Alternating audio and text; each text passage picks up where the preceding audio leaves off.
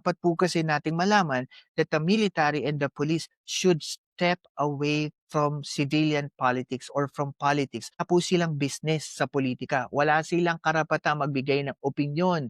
Ito man po ay positibo o negatibo sa ating politics. Ang trabaho po nila ano? Mag-protect at panatiliin na safe ang bansang Pilipinas at mga citizen po. Wala silang karapatan at wala silang obligasyon makisawsaw sa politika ng bansa.